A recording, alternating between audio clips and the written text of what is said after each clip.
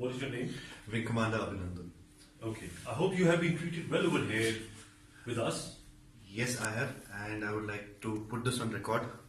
And I will not change my statement if I go back to my country also. The officers of the Pakistani army have looked after me very well. They are thorough gentlemen, starting from the captain who rescued me from the mob and from his soldiers, and thereafter the officers into the unit which I was taken to. Okay. This is what I would expect my army to behave as, and I am very impressed by the Pakistani army. Okay, wonderful. So, Wing Commander, you hail from which place in India? Am I supposed to tell you this, Major? I'm sorry. I'm from down south. You're from down south? Yeah. Okay.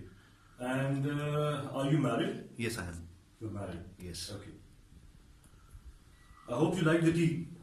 The tea is fantastic. Thank you. Okay.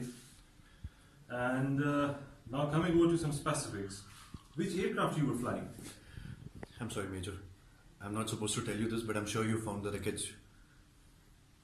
And what was your mission? I'm sorry, I'm not supposed to tell you this.